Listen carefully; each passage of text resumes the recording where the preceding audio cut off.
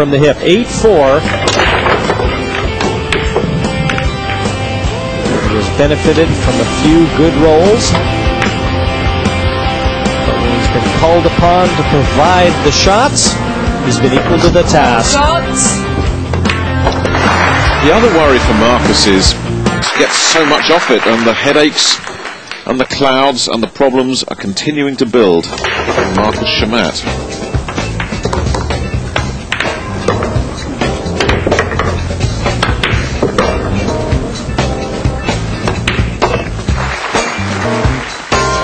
Sorry to interrupt you, Jim. Yeah, the last 16 may be just the start.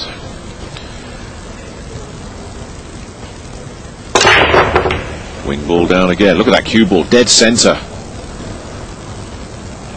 This doesn't look bad.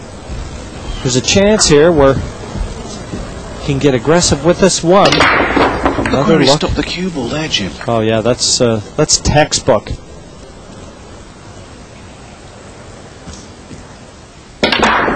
And with all that power to control that cue ball like that, Johnny Archer-esque. Oh, absolutely. Yeah, he's my guy in terms of he can break for me any day, but this fellow here might catch him.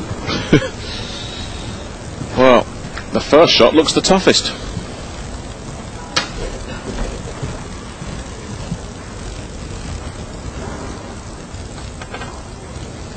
Two choices. If he does want to take the aggressive path, we saw him bank the one into the top right corner once before, and that is an option. And the other one, to try and play the one onto that 5.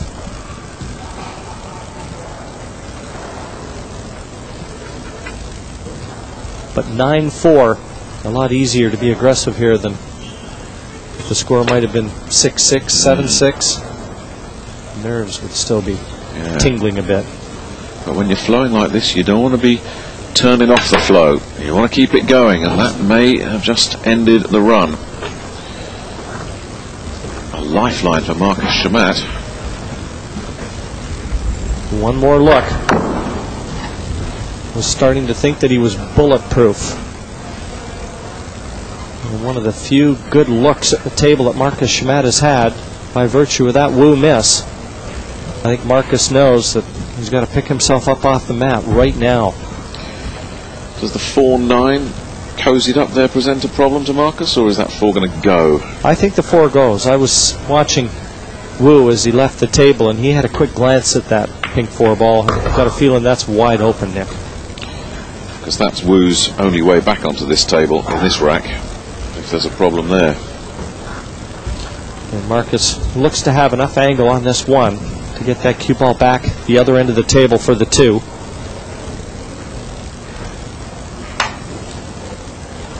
Marcus just had a quick glance at that 4. So I'm quite certain it passes to there. There you go. Confirmation, wide open.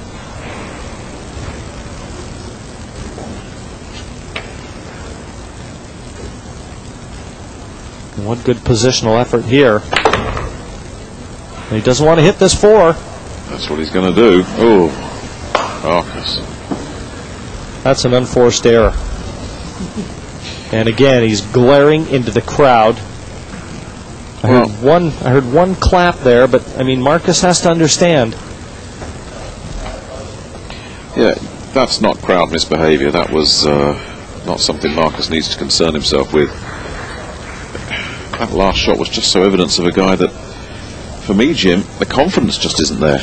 Even more evidence of a guy that's been spending a lot of time in his chair, and that back arm possibly a little rusty. And a glare into the crowd like that, a guy may be looking for an excuse.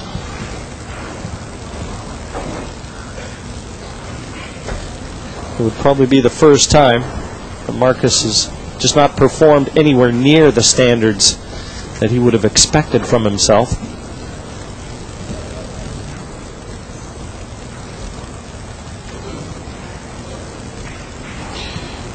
Well, Wu looks like getting back to the table. He's trying to contain his excitement at this prospect, because he had no business getting back into this rack. Now Marcus is looking at the side cushion, so I guess he can't get through to the edge of the 2. And again, this will be played at speed.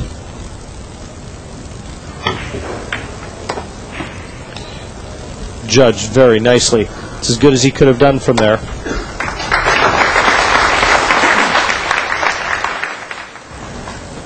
He got a little applause as he went back to his chair. Like I say, Jim, I've heard one or two partisan crowds here where perhaps referees could have stepped in and had a word, but I don't think Marcus can complain at this audience.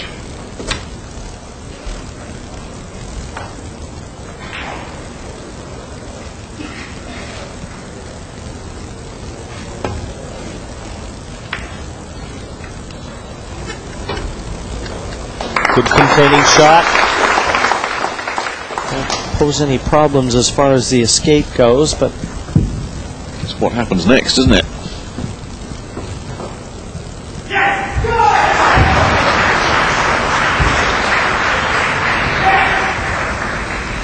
We can assume some drama on the outside table. We'll get to that when we can. We're not leaving this one.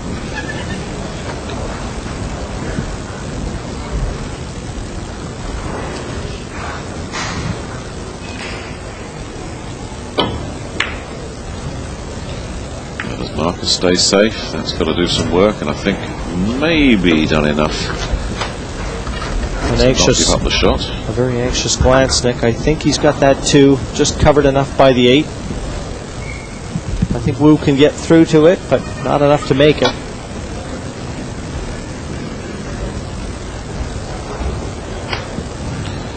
So the search for safety, we think, continues, unless Wu can see something that we can't. Well, if he can only get through to the right-hand side of this, and he's jacked up. Again, he just doesn't think a lot about some of the shots. He just lets himself be natural. And when you can knock those in, why not? But he's so unlucky. A great shot on the 2, and he deserved a lot better fate than this. I was about to say he's really got to have a second thought about this shot, because he had a very easy safety there, Nick. And 9-4 in front. Why throw caution to the wind? Yeah, well, but that's his game. That is his game. And you can't be false to your nature, Jim. When you start trying to play the game that isn't right for you, that's when you're really going to get unstuck. Flick this in off the top cushion. Now all he needs is a bit of luck. It's just not coming easy for him. He's producing shots that world champions would be proud of, but it just is not landing nicely on the next ball. But he's given us no indication that the shot can be too tough for him, or no indication that he's not brave enough to take any shot on.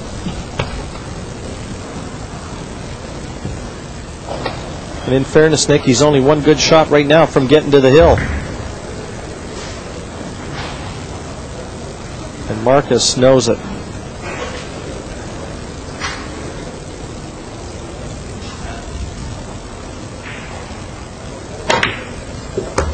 Oh, wonderfully played. This young man is some kind of shot maker.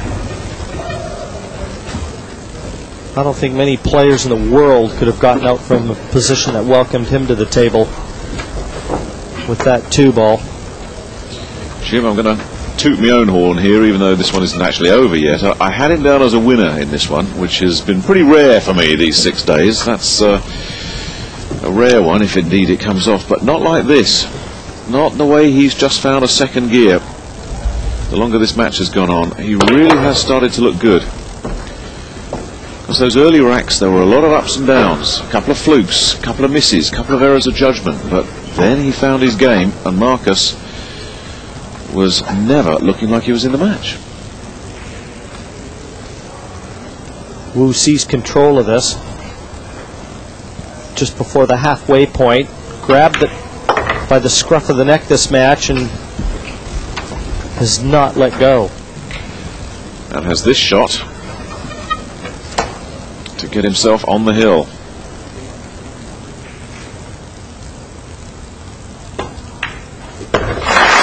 And Wu jia-qing is now one good break away from being in the quarterfinals of the World Championship at the age of 16.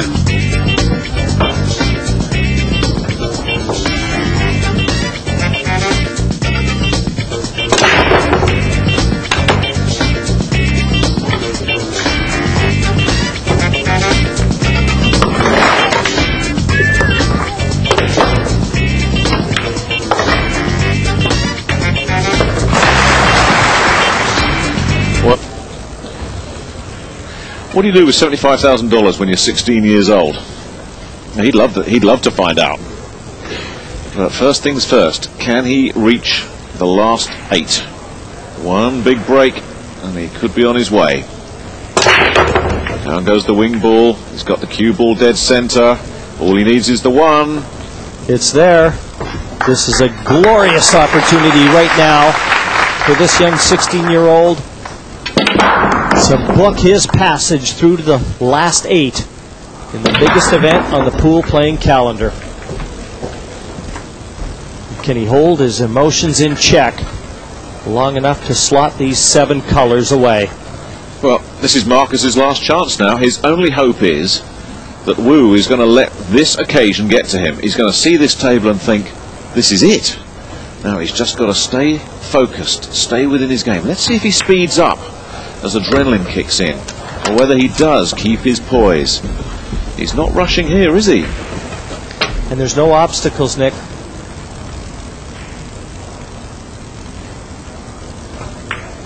Everything's in the open, and that is mercy.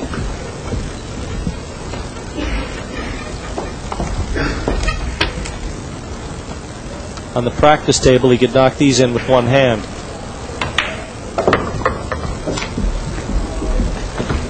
The 4 departed long ago.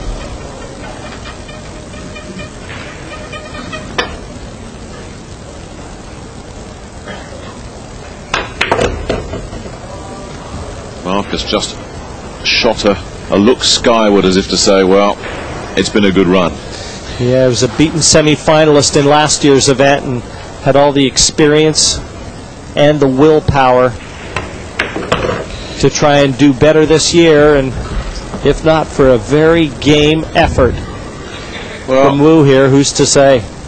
Well, when Marcus lost his 4th match in the qualifying round robin of 7, I think if you'd offered Marcus a place in the last 32, he'd have said, yeah, thanks very much, I'll have that. But that's the horrible part of this format, isn't it? 128 guys take part. 127 are going to end in disappointment. And for Marcus, that moment, it looks like, has come now. Well, Marcus has done all his friends, fans, family and sponsors proud, as he always does. But this young man, you're going to see, well, I would assume you're going to see a little emotion. The towel comes in, Nick. And what a performance from Wu here. The local crowd ecstatic. An 11-4 win for the 16-year-old sensation here from Taiwan. Yeah, he may be 16, Jim, but this feeling is sweet indeed. Into the last 8 of the World Championship, Wu Jia-qing. I hope he's done his homework for this weekend, because he's going to have a lot of time spent in this hall over the next couple of days the way he's playing. He'll have to make some excuses when he goes back to school on Monday. Sorry, teacher, I was winning some pretty big pool matches. Well, I don't know whether he had a career slated out, being a top-flight 9-ball pro, but he's on the verge of being there now. And there you see the quarterfinals as it's unfolding. He will be playing the winner of Torsten Homan and Jeremy Jones. That match to come later tonight. But he's safely through the last 8 in the World Championships. What a feeling.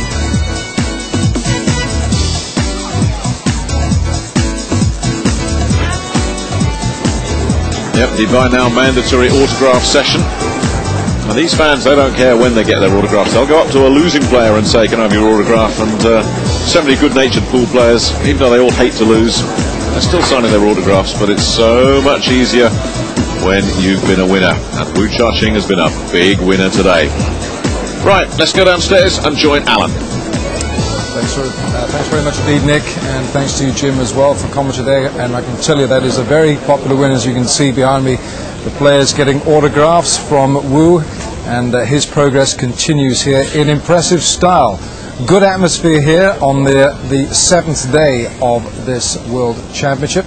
We will update you on the Nick van den Berg match straight after this break. We're going to go for a break right here. We'll be back with more action and news from here in Kaohsiung.